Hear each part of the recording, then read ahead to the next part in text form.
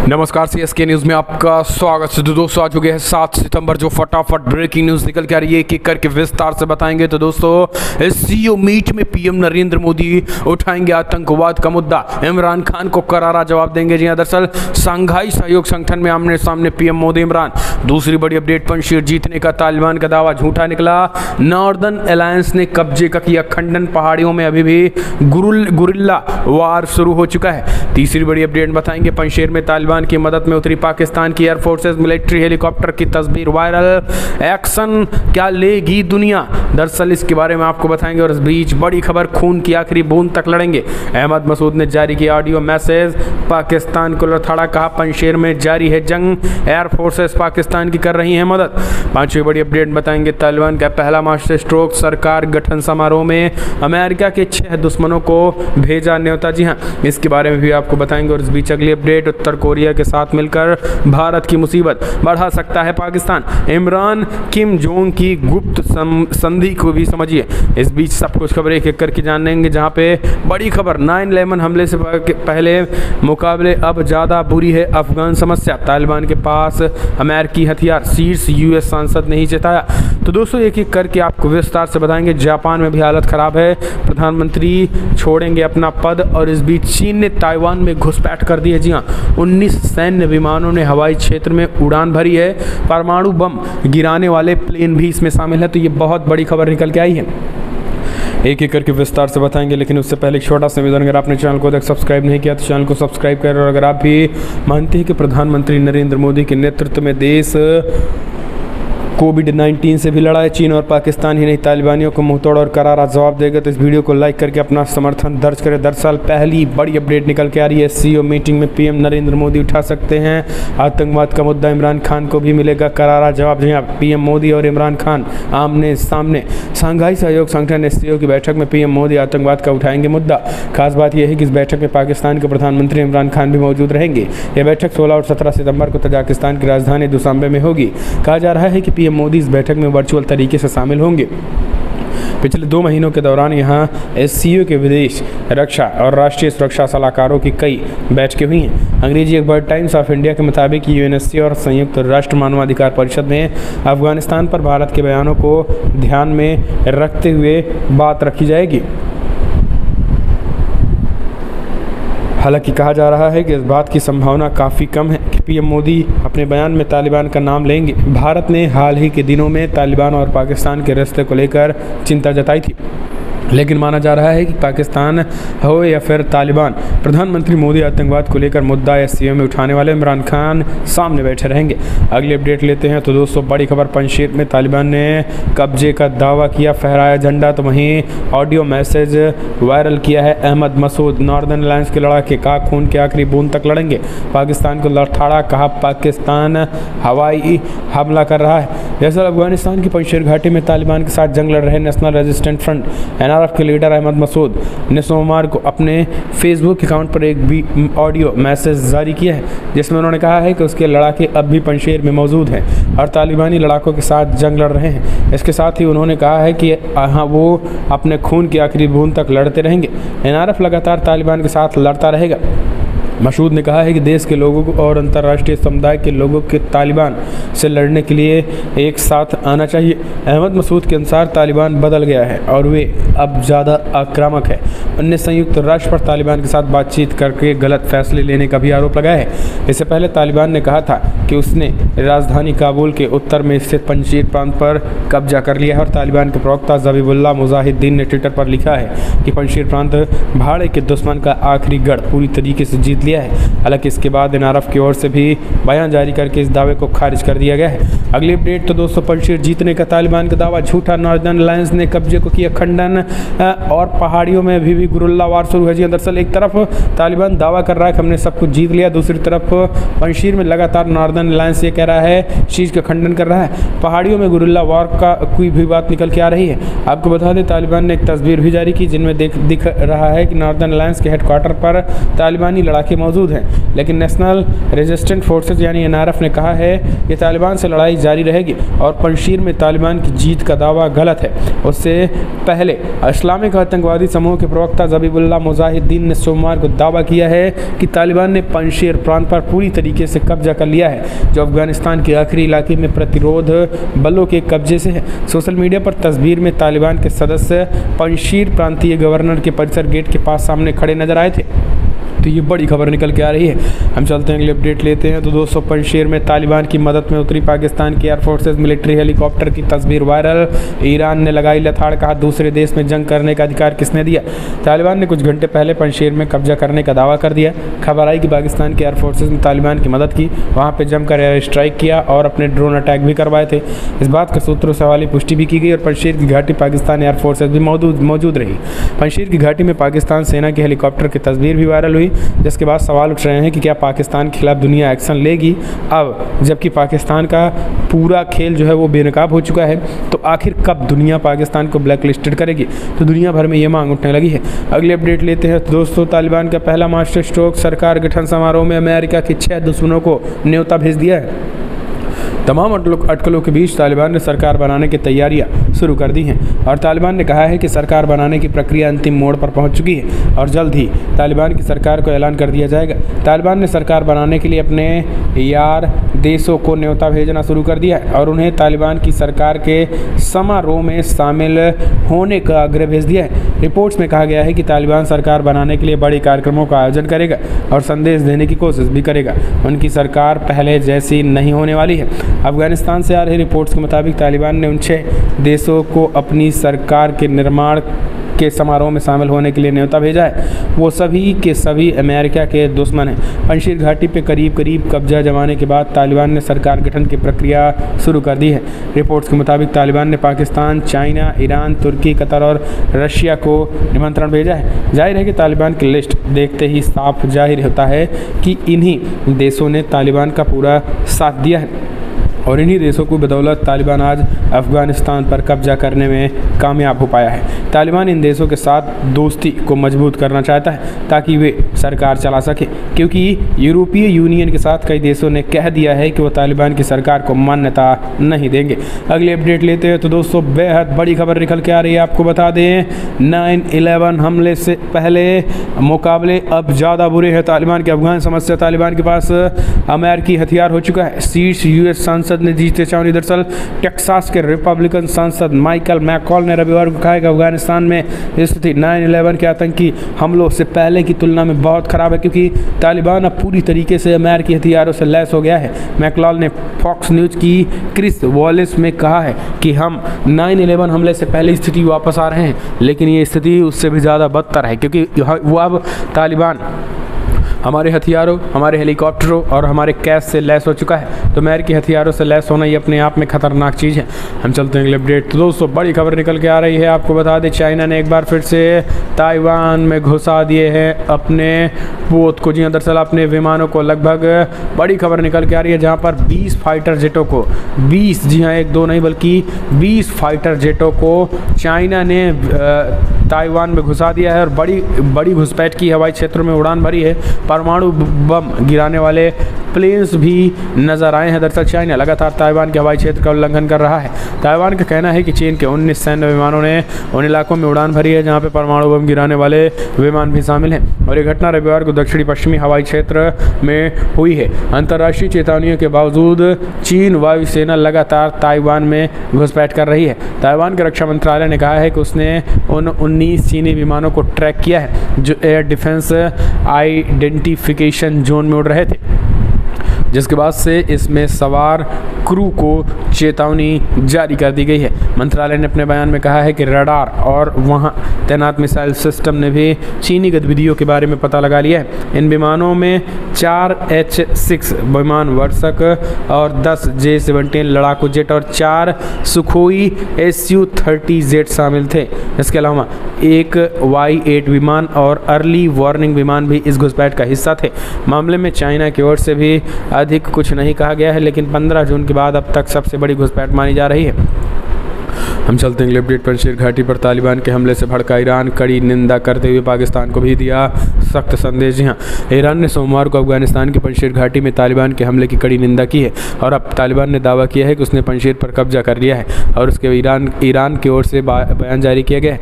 Iran के विदेश मंत्रालय के प्रवक्ता सईद तलखाजिद ने कहा है कि पंजशीर में जो खबरें आ रही हैं वाकई परेशान करने वाली हैं। हम इस हमले की कड़ी निंदा करते हैं। शिया बहुल्य देश ईरान तभी से सुन्नी संगठन तालिबान की निंदा करने से बचता दिख रहा था जब से उसने काबुल पर कब्जा किया। 15 अगस्त को अफगानिस्तान पर कब्जा करने के 3 हफ्ते बाद तालिबान के प्रवक्ता ने पंजशीर पर जीत का दावा करते हुए कहा कि हमारा देश अब पूरी तरीके से युद्ध के दलदल से बाहर निकल गया है। दूसरी ओर तालिबान खिलाफ जंग का ऐलान करने वाले नेशनल रेजिस्टेंट फ्रंट ने तालिबान के दावे को झूठा करार दिया है। NHRF ने कहा है कि उसके लड़ाके पंजशीर घाटी के राजनीतिक स्थानों पर मौजूद हैं और अब भी संघर्ष का सामना कर रहे हैं। हम चलते हैं अगले अपडेट में। अमेरिकी खुफिया अधिकारी का दावा, तालिबान की वजह से भारत पर बहुत बड़ा खतरा, अमेरिका जिम्मेदार। जी हाँ, अफगानिस्तान में तालिबान के खिलाफ कई ऑपरेशन को अंजाम दे चुके पूर्व CIA अधिकारी ने भारत को लेकर काफ़ी बड़ा बयान दिया है। अमेरिकी खुफिया एजेंसी के पूर्व अधिकारी और अफगानिस्तान एंटी टेररिज्म प्रमुख के तौर पर काम कर चुके डगलस लंडन ने कहा है कि तालिबान को लेकर भारत की चिंताएं स्वाभाविक है क्योंकि तालिबान भारत के लिए सबसे बड़ा खतरा है।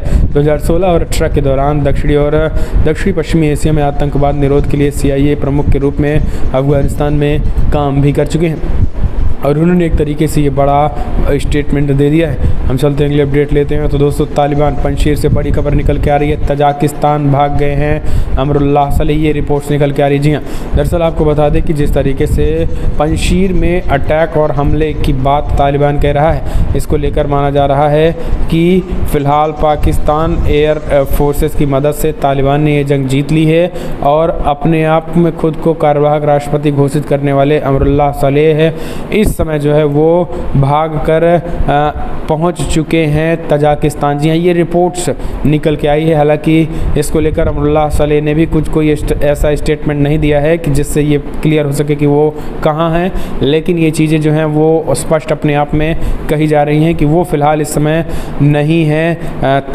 जिस तरीके से पंजशीर में वो नहीं है। ये बड़ी खबर निकल के आई है।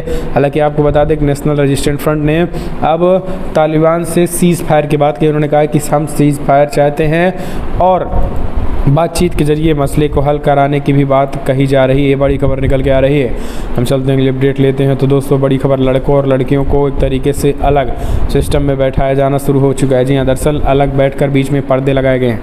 अफगानिस्तान में तालिबान कब्जे के बाद उनके कट्टरपंथी विचारों का असर दिखने लगा है। यूनिवर्सिटी और कॉलेजों में कुछ बदल गया। भारी उथल पुथल के बाद तालिबान ने यूनिवर्सिटीज़ और कॉलेज खोलने और लड़कियों को पढ़ने की इजाज़त तो दे दी है, लेकिन कई सारी शर्तों के साथ किया है। और ये भी एक लड़कियों को पर्दा रखे जाने की बात कही थी। अब लड़के लड़कियां क्लास में साथ नहीं बैठ सकते हैं। इस बीच लड़के और लड़कियां एक दूसरे को ना दिखें, इसके लिए क्लास के बीच पर्दे भी लगा दिए गए हैं। तो ये एक बड़ी खबर निकल के आ रही है।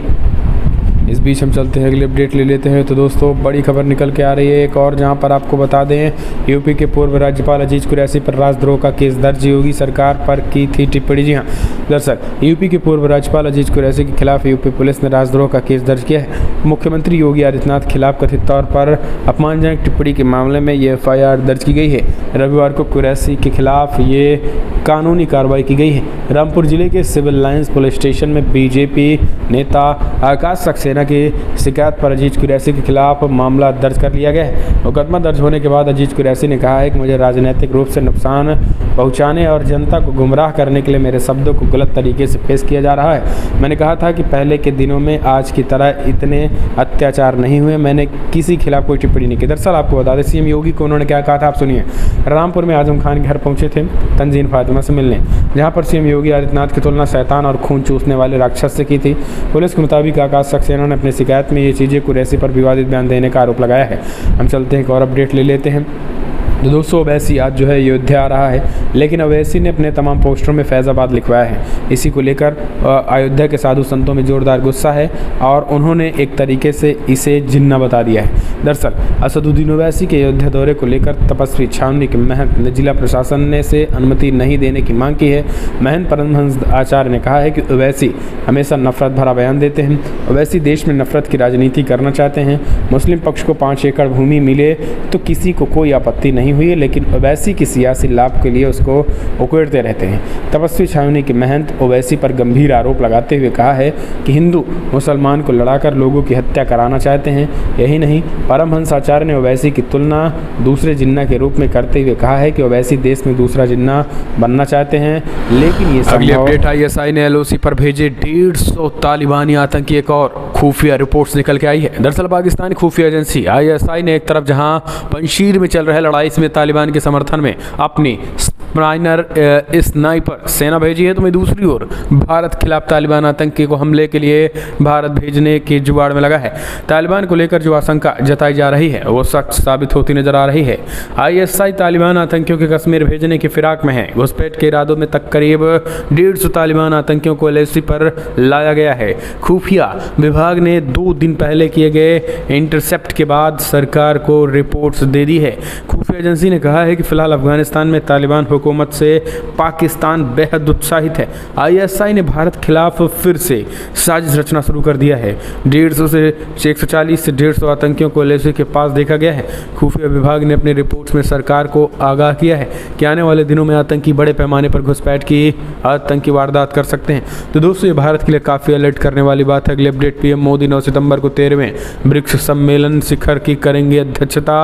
अफगानिस्तान के मुद्दे पर हो सकती है चर्चा। प्रधानमंत्री नरेंद्र मोदी 9 सितंबर 2021 को वर्चुअल माध्यम से 13वें ब्रिक्स सम्मेलन की अध्यक्षता करेंगे। कोरोना वायरस संक्रमण की वजह से ये सम्मेलन पूरी तरीके से वर्चुअली होगा। सोमवार को भारतीय विदेश मंत्रालय ने इसकी जानकारी दी है। ब्रिक्स सम्मेलन में भारत के अलावा ब्राज़ील, रशिया, चाइना, दक्षिण अफ्रीका भी शामिल होंगे। सूत्रों की माने तो इस बार ब्रिक्स सम्मेलन में सभी देशों को फोकस अफगानिस्तान के हालातों पर हो सकती है और ये तीसरी बार है जब भारत ब्रिक्स सम्मेलन की अध्यक्षता करेगा। इससे पहले भारत 2012 और 2016 में भी ब्रिक्स सम्मेलन की अध्यक्षता कर चुका है। कोरोना महामारी के बीच 2020 में ब्रिक्स सम्मेलन रशिया की अध्यक्षता में आयोजित किया गया था। इस बैठक में ब्राज़ील राष्ट्रपति जायर बोल्सोनारो, रशिया के राष्ट्रपति व्लादिमीर पुतिन, चीन के राष्ट्रपति शी जिनपिंग और दक्षिण अफ्रीका के राष्ट्रपति सिरिल रामाफोसा शामिल होंगे। इस बार ब्रिक्स शिखर सम्मेलन का विषय ब्रिक्स @15 निरंतरता समेकन आम सहमति के लिए इंट्रा ब्रिक्स सहयोग है। तो इस तरीके से हम चलते हैं। अगले अपडेट लेते हैं। केजरीवाल सरकार देगी 11वीं और 12वीं के छात्रों को इतने हज़ार रुपये, लाखों का होगा फायदा। दरअसल आपको बता दें कि केजरीवाल सरकार दिल्ली के छात्रों को अब उद्यमी बनाने के गुण विकसित करेगी। दिल्ली के सरकारी स्कूलों में मंगलवार को एंटरप्रेन्योरशिप माइंडसेट कैरिकुलम के तहत बिजनेस ब्लास्टर्स प्रोग्राम लॉन्च किया गया है। केजरीवाल सरकार अब दिल्ली के स्कूलों में 11वीं और 12वीं के हर बच्चे को 2000 रुपये सीड मनी देगी। दिल्ली सरकार के इस फैसले के बाद करीब 3.5 लाख छात्रों को इसका लाभ मिलेगा। दिल्ली के शिक्षा मंत्री और डिप्टी CM मनीष सिसोदिया ने कहा है कि दिल्ली के सरकारी स्कूलों में पढ़ने वाले बच्चों को टैलेंट की कोई कमी नहीं है, केवल राह दिखाने मात्र से वे एक सफल एंटरप्रेन्योर बन सकते हैं। सिसोदिया ने कहा है कि आज देश में बेरोजगारी की जो समस्या है उसका एकमात्र उपाय एंटरप्रेन्योरशिप माइंडसेट कैरिकुलम है। दिल्ली के बच्चे एक तरीके से इस माइंडसेट से अपनी पढ़ाई पूरी करने की बात कर रहे हैं। अगली अपडेट तो दोस्तों बड़ी खबर निकल के आ रही है, जहाँ पर मुंबई संघ पर विवादित बयान के बाद बढ़ाई गई जावेद अख्तर के घर के बाहर सुरक्षा। दरअसल लेखक गीतकार जावेद अख्तर के मुंबई स्थित आवास के बाहर सुरक्षा सोमवार को बढ़ा दी गई। भाजपा यानी BJP के एक विधायक ने अख्तर से उनकी उस टिप्पणी को लेकर उनसे माफ़ी की मांग की है, जिसमें उन्होंने RSS की तुलना कथित तौर पर तालिबान के साथ की थी और ये जानकारी पुलिस के एक अधिकारी ने दी है। अधिकारी ने कहा है कि जुहू इलाके के इस्कॉन मंदिर के पास स्थित अख्तर के आवास के बाहर पुलिस की पर्याप्त सुरक्षा व्यवस्था की गई है। उन्होंने कहा है कि महिला कांस्टेबल सहित सुरक्षा कर्मियों को गीतकार के घर के बाहर तैनात कर दिया गया है। हम चलते हैं अगले अपडेट लेते हैं। तो दोस्तों भारतीय सेना ने 100 ड्रोन को किया है ऑर्डर। POK पर चढ़ाई की तैयारी तेज, 25 किलोमीटर की दूरी के लक्ष्य को भेज सकने की क्षमता है। दरअसल भारतीय सेना ने 100 खतरनाक आत्मघाती ड्रोन का ऑर्डर कर दिया है जो 25 किलोमीटर तक की दूरी का लक्ष्य भेज सकता है। भारतीय सेना में 100 ड्रोन के शामिल होने से सेना की ताकत में और इजाफा होगा। मीडिया रिपोर्ट्स के अनुसार ये बॉर्डर बेंगलोर स्थित एक भारतीय फर्म अल्फा डिज़ाइन को दिया गया है जो इजराइल की एलवीट सिक्योरिटी सिस्टम के साथ मिलकर काम करेगी। ड्रोन का ऑर्डर 2 चरणों के तहत 50-50 के में दिया गया है। सेना और दोनों कंपनियों के बीच ये समझौता लगभग 100 करोड़ रुपए में हुआ है। सेना के सूत्रों ने यह बताया है कि ड्रोन 5 से 10 किलोग्राम विस्फोटक से लक्ष्य को निशाना बनाकर दुश्मन के ठिकानों को तबाह करने की शक्ति रखता है। इसका इस्तेमाल अग्रिम क्षेत्रों में सैनिकों को चिकित्सा और अन्य आपूर्ति प्रदान करने के लिए भी किया जा सकता है। और इस साल सेना दिवस परेड के दौरान ड्रोन और उनके उपयोग का प्रदर्शन किया गया है। सेना ने प्रदर्शित किया था कि वो दुश्मन के टैंकों और बख्तरबंद वाहनों को भी नष्ट कर सकते हैं। अगली अपडेट लेते हैं। तो दोस्तों, बड़ी खबर निकल के आ रही है। यूपी से बाहर रह रहे 3 करोड़ वोटरों पर बीजेपी की नज़र, अपने पाले में लाने को बनाया नया मास्टर प्लान। जी हाँ, यूपी में विधानसभा चुनाव की तैयारियों को लेकर भाजपा कोई कोर कसर नहीं छोड़ना चाहती है। अपने संगठन को मजबूत और कार्यकर्ताओं को एक्टिव करने के लिए बूथ स्तर तक के सम्मेलन हो या जातियों को साधने के लिए जातिगत सम्मेलन, सभी तरीके के कार्यक्रम शुरू किए जा चुके हैं। अब बीजेपी की नज़र अन्य राज्यों में रह रहे यूपी के 3 करोड़ से अधिक वोटरों पर है। इसके लिए बीजेपी ने अपने स्टेट यूनिट को उन राज्यों में रह रहे लोगों को डेटा तैयार करने को कहा है। बीजेपी ने अपने सभी स्टेट यूनिट को बोला है कि अपने राज्यों में रह रहे यूपी के लोगों को डेटा तैयार करें और उनसे संपर्क करें। महाराष्ट्र, गुजरात, कर्नाटक, दिल्ली, बंगाल आदि राज्यों में 3 करोड़ से अधिक यूपी के वोटर रहते हैं और इन लोगों से संपर्क साध कर बीजेपी उनको अपने पक्ष में मतदान करने के लिए प्रेरित करेगी। इसके लिए सभी राज्यों की इकाई ने डेटा इकट्ठा करना शुरू कर दिया है। तो ये भारत यूपी में विधानसभा चुनाव की तैयारी के लिए एक अच्छी खबर है। तो दोस्तों, फिलहाल बड़ी खबरों में इतना ही, लेकिन अगर आपको वीडियो पसंद आया तो लाइक करें, शेयर करें, कमेंट के माध्यम से अपने सुझाव